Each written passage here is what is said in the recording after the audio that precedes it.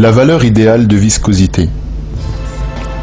À chaque fois qu'un liquide est mentionné, on pense immédiatement à une substance très fluide.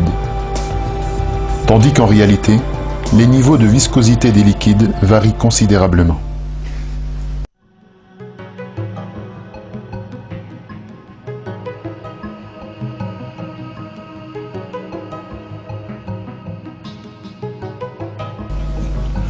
En l'occurrence, les viscosités du goudron, glycérine, huile d'olive et acide sulfurique sont toutes très différentes. D'énormes différences surgissent quand ces liquides sont comparés. Ceci parce que l'eau est 10 milliards de fois plus fluide que le goudron, 1000 fois plus que la glycérine, 100 fois plus que l'huile d'olive et 25 fois plus que l'acide sulfurique.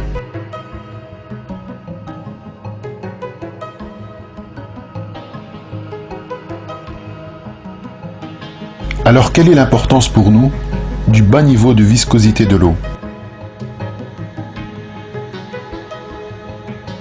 Si ce liquide vital était un peu plus, ou moins visqueux, quelles conséquences aurions-nous subies? Le professeur de microbiologie, Michael Denton, fournit la réponse. Si la viscosité était plus élevée, le mouvement contrôlé des grandes macromolécules et des structures particulières telles que la mitochondrie et les petites organelles seraient impossibles, tout comme des processus tels que la division cellulaire.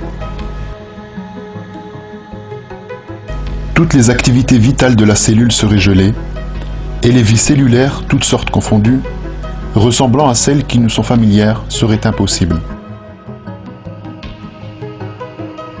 Le développement d'organismes plus sophistiqués, qui est dépendant de manière critique de la capacité des cellules à bouger et à se déplacer durant l'embryogenèse, serait certainement impossible si la viscosité de l'eau était même légèrement supérieure à ce qu'elle est effectivement.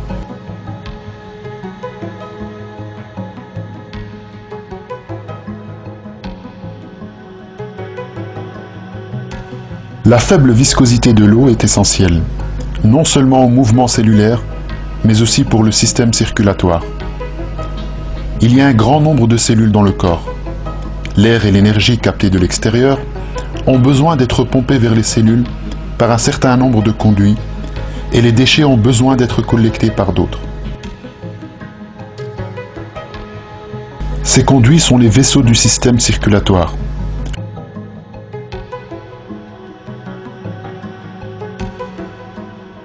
Le cœur est la pompe responsable de la circulation dans ces vaisseaux. Le sang, dont le composant principal est l'eau, circule à l'intérieur de ces derniers. Le rôle des vaisseaux est de transporter les substances essentielles telles que l'oxygène, l'énergie, la nutrition et les hormones à toutes les cellules du corps.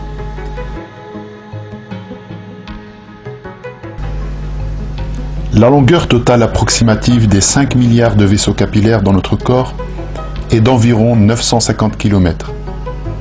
Chez certains mammifères, on peut compter jusqu'à 3000 capillaires uniquement dans 1 mm² de tissu musculaire.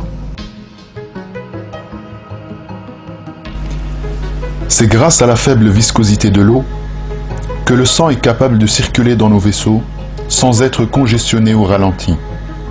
Michael Denton explique que si la viscosité de l'eau était juste un peu supérieure à ce qu'elle est, le système circulatoire du sang serait complètement inutile. Un système capillaire marchera uniquement si le fluide pompé à travers ses conduits possède une très faible viscosité. Une faible viscosité est essentielle car le flux est inversement proportionnel à la viscosité.